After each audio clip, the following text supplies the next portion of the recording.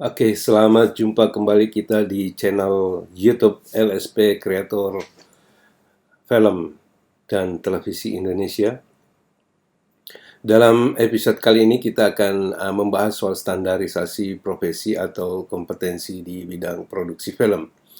Di episode sebelumnya, kita telah membahas tentang sertifikasi profesi, infrastrukturnya, dan ada banyak pertanyaan tentang apa itu standarisasi kompetensi atau profesi, apa itu SKKNI, okupasi, skema, dan dalam episode ini semoga pertanyaan-pertanyaan tersebut dapat kami menjawab dan memberikan gambaran yang jelas tentang sertifikasi kompetensi di bidang perfilman.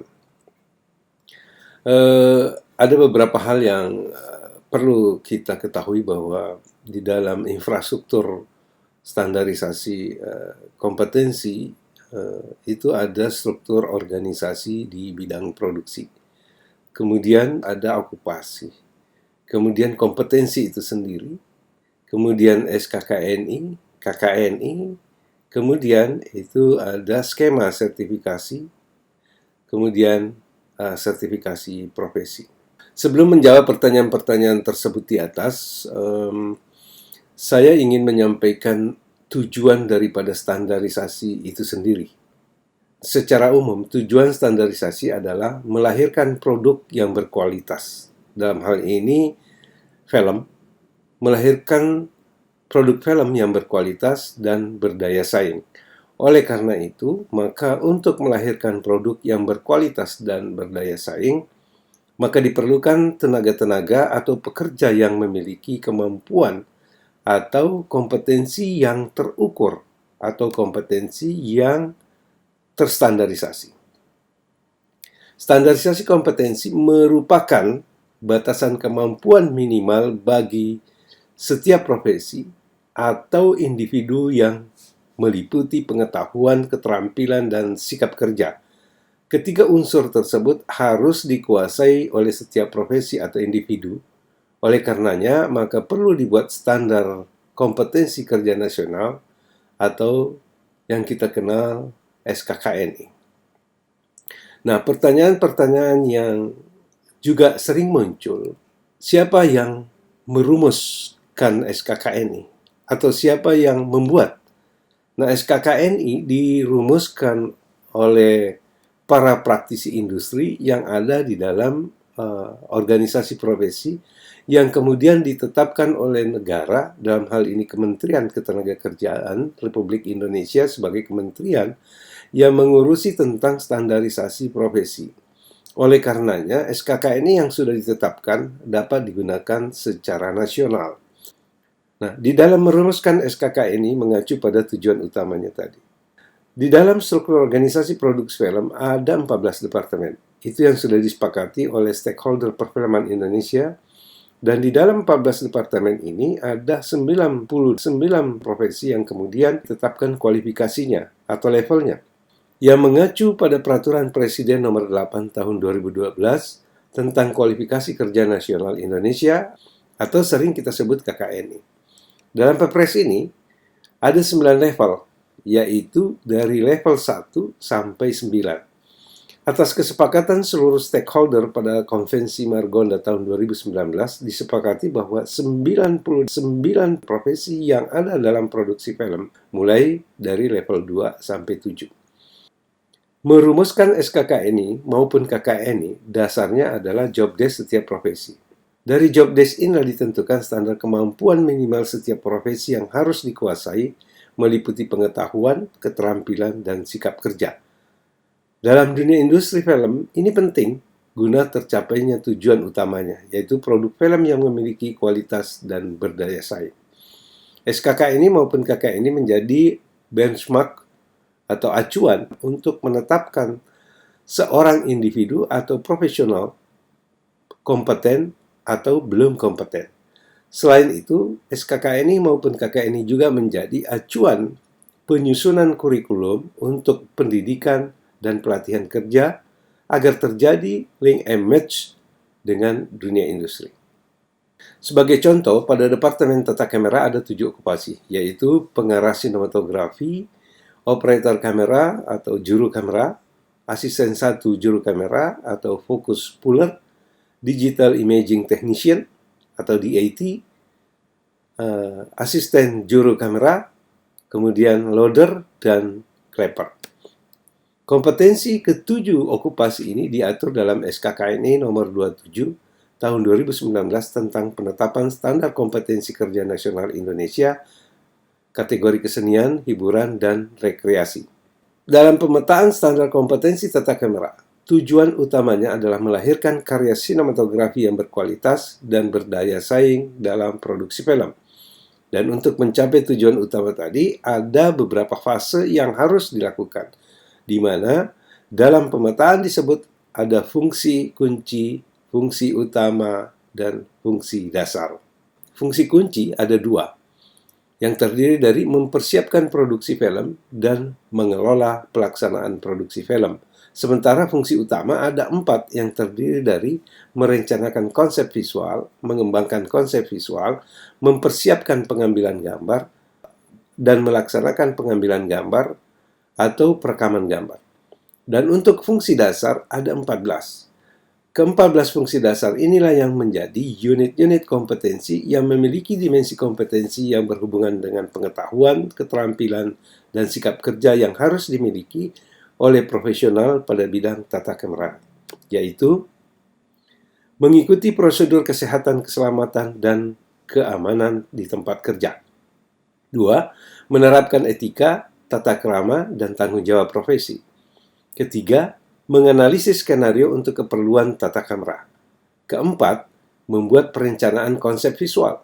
Kelima, merancang teknik kamera. Keenam, menerapkan skenario.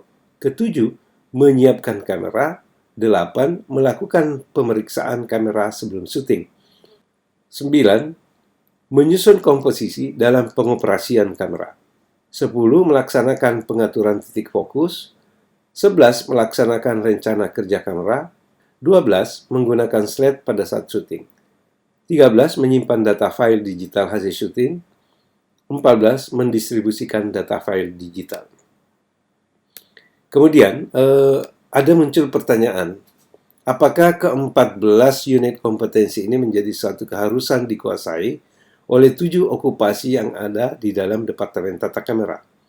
Ketujuh okupasi yang ada dalam Departemen Tata Kamera memiliki tuntutan kompetensi yang berbeda sesuai dengan tanggung jawab atau levelnya yang diatur dalam KKNI.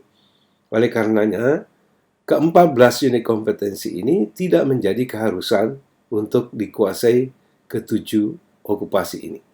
Atas dasar tuntutan kompetensi inilah maka dibuat skema sertifikasi okupasi atau level yang kemudian digunakan sebagai dasar pelaksanaan sertifikasi. Misalnya, skema sertifikasi okupasi pengarah sinematografi, dalam skema ini hanya ada 9 unit kompetensi yang harus dikuasai, yaitu 1. Mengikuti prosedur kesehatan, keselamatan, dan keamanan di tempat kerja, menerapkan etika, tata krama, dan tanggung jawab profesi, menganalisis skenario untuk keperluan tata kamera, membuat perencanaan konsep visual, 5. Merancang teknik kamera, 6. Menerapkan skenario, 7. Menyusun komposisi dalam pengoperasian kamera, 8. Melaksanakan pengaturan titik fokus, 9. Melaksanakan rencana kerja kamera. 14 unit kompetensi yang ada dalam SKK ini, ada 5 unit kompetensi tidak menjadi tuntutan untuk seorang pengarah sinematografi untuk dikuasai. Misalnya unit kompetensi mendistribusikan data file digital. Ini bukan tanggung jawab seorang pengarah sinematografi. Begitu juga okupasi lain, misalnya okupasi juru kamera. Tuntutan kompetensinya hanya ada 7, yaitu 1. Mengikuti prosedur kesehatan, keselamatan, dan keamanan di tempat kerja, menerapkan etika, tata krama, dan tanggung jawab profesi. Merancang teknik kamera. 4. Menerapkan skenario. 5. Menyusun komposisi dalam pengoperasian kamera. 6. Melaksanakan pengaturan titik fokus. 7. Melaksanakan rencana kerja kamera. Melihat tuntutan kompetensi di antara dua okupasi ini, yaitu pengarah sinematografi dan juru kamera, hanya ada dua perbedaan, yaitu tuntutan kompetensi yang ada pada pengarah sinematografi tentang kompetensi menganalisis skenario untuk kepentingan tata kamera film dan membuat perencanaan konsep visual. Kedua unit kompetensi ini tidak menjadi tuntutan pada okupasi juru kamera karena berdasarkan job desk profesi, kedua unit kompetensi ini bukanlah menjadi tanggung jawabnya. Seorang juru kamera tidak dituntut atau tidak bertanggung jawab untuk membuat konsep visual, sehingga secara otomatis juga tidak bertanggung jawab melakukan analisis skenario. Tapi dia dituntut untuk menerapkan skenario dalam setiap langkah-langkahnya di dalam melaksanakan tugas dan tanggung jawabnya. Kemudian pertanyaan muncul lagi, apakah juru kamera tidak perlu melakukan analisis skenario? Berdasarkan tugas dan tanggung jawab juru kamera, dia tidak dituntut untuk melakukan analisis skenario, tetapi juru kamera dituntut bisa menerapkan skenario. Baik, kita lihat uraian unit kompetensi, kedua unit kompetensi ini, yaitu menganalisis skenario dan menerapkan skenario. Pada unit kompetensi menganalisis skenario, dinyatakan bahwa unit kompetensi ini berhubungan dengan pengetahuan dan keterampilan serta sikap kerja yang diperlukan untuk menganalisis skenario. Sementara untuk di deskripsi menerapkan skenario, dinyatakan bahwa unit kompetensi ini berhubungan dengan pengetahuan dan keterampilan serta sikap kerja yang diperlukan untuk memastikan para kru dapat menerapkan isi skenario untuk kepentingan pelaksanaan tugas masing-masing. Pada elemen kompetensi kedua unit kompetensi ini, ada persamaan pada elemen 1 dan persamaan pada kriteria unjuk kerjanya. Yang berbeda pada elemen kedua. Pada unit kompetensi menganalisis skenario, pada elemen kedua adalah menganalisis adegan dengan kriteria unjuk kerjanya adalah mengidentifikasi mood dan look adegan. Sementara pada elemen kedua pada unit kompetensi menerapkan skenario adalah membuat breakdown skenario dengan kriteria unjuk kerjanya, membuat lembaran breakdown dan mengisi breakdown. Dalam uraian tadi, kita bisa mengambil kesimpulan bahwa setiap okupasi memiliki tuntutan kemampuan yang berbeda-beda sesuai dengan tugas dan tanggung jawabnya yang di dalamnya terdiri pengetahuan, keterampilan, dan sikap kerja. Demikianlah penjelasan singkat saya tentang standarisasi bidang produksi film. Jika ada yang ingin ditanyakan, silahkan mengisi kolom komentar dan jangan lupa mengikuti episode-episode selanjutnya tentang sertifikasi profesi di bidang perfilman.